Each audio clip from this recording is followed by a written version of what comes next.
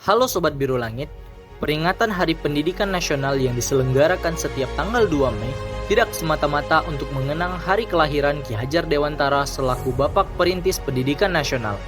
Namun, sebagai momentum untuk kembali menumbuhkan rasa patriotisme dan nasionalisme bagi seluruh insan pendidikan. Di dalam Undang-Undang RI Nomor 20 Tahun 2003 menjelaskan bahwa pendidikan merupakan usaha sadar dan terencana untuk mewujudkan suatu pelajar serta proses pembelajaran agar peserta didik dapat secara aktif mengembangkan potensi dirinya. Apa kabar pendidikan Indonesia saat ini? Pendidikan di Indonesia muncul sejak masa kerajaan. Namun, berikut sekilas perjalanan pendidikan Indonesia sejak masa penjajahan.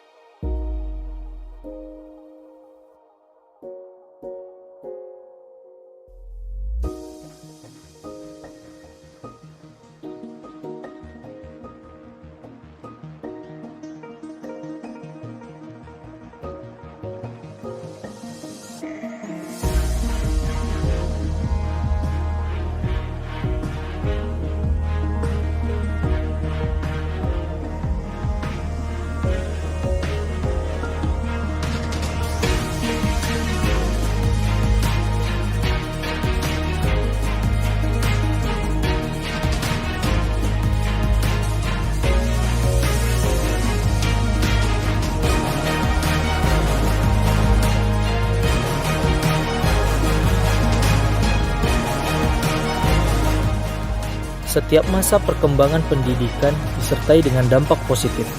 Namun, tidak dapat dipungkiri selalu berdampingan dengan permasalahan yang hingga saat ini masih belum teratasi. Padahal, saat ini sedang digencarkan Merdeka Belajar. Apakah kita sepenuhnya sudah merdeka? Untuk negeri yang pendidikannya tak terjamah hingga pelosok sana, untuk negeri yang katanya ikut mencerdaskan kehidupan bangsa, untuk tujuan pendidikan yang tak kunjung merata. Sudahkah pendidikan Indonesia merdeka? Sudahkah seluruh wilayah Indonesia merata pendidikannya? Sudah sangat parah. Padahal anggaran pendidikan kita sudah 550 triliun setiap tahun, tetapi hasilnya itu menjadi negara yang kualitas pendidikannya salah satu yang terburuk. Berdasarkan tes PISA yang diselenggarakan oleh Organisasi untuk Kerjasama Ekonomi dan Pembangunan atau OECD pada 2018, keterampilan membaca, matematika, dan sains anak berusia 15 tahun di Indonesia masih di bawah rata-rata atau tertinggal 2,5 tahun dibanding anak-anak seumur dari negara OECD lain.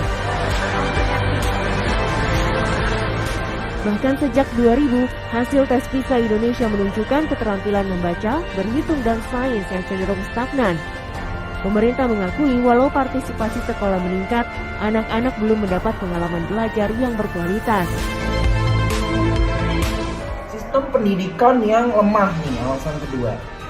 Gue nggak bilang Lampung itu kekurangan orang pinter ya. Lampung itu banyak banget orang pinter. Menteri-menteri aja banyak dari Lampung. Erick Thohir, Sri Mulyani, kan? Ada menteri pertanian juga di Lampung, kalau gue lupa namanya. Gue kena lah, gue pinter lah, gue sampai Australia misalnya. Nah, cuma proses penyaringan peserta didik yang ada di Lampung itu banyak banget kecurangannya. Bahkan yang berkontribusi itu orang-orang yang bekerja di sektor pendidikan, kayak dosen nitipin anaknya, rektor nitipin ponakannya. Ini abis sih, abis kunci jawaban kesebar. Kalau udah mau UN tuh kan, itu yang dari siapa? Kalau bukan yang dari itu pemerintah, abis lokap gue. Keterbatasan sarana dan prasarana penunjang belajar harus dirasakan siswa-siswi Sekolah Dasar Negeri Karya Sakti di Kampung Pasir Gede, Desa Salam Nunggal, Kecamatan Cibeber, Kabupaten Cianjur.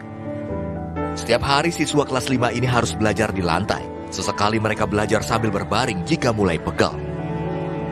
Kurangnya ketersediaan bangku dan meja membuat mereka harus bergantian menggunakannya dengan kelas lain. Pemerintah telah menerbitkan aturan mengenai larangan pengangkatan pegawai di luar status PNS dan PPPK. Seluruh instansi diberi waktu hingga 28 November 2023 untuk menyelesaikan masalah pegawai non-ASN yang tidak memenuhi syarat dan tidak lulus seleksi CPNS maupun PPPK. Lantas, bagaimana nasib pegawai honorer yang tak lulus seleksi sebelum tanggal? Kita harus berhenti menyebut guru adalah pahlawan tanpa tanda jasa.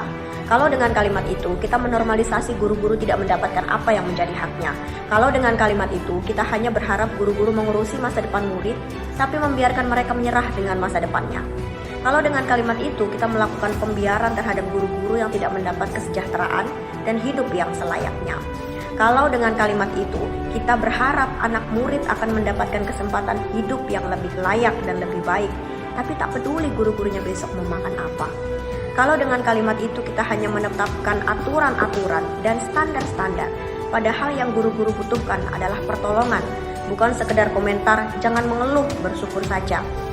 Kita harusnya berhenti menyebut guru adalah pahlawan tanpa tanda jasa, karena seringnya dengan kalimat itu kita hanya tidak mau berbuat apa-apa. Selamat Hari Pendidikan Nasional untuk negara yang mengkhianati Bumi Pertiwi.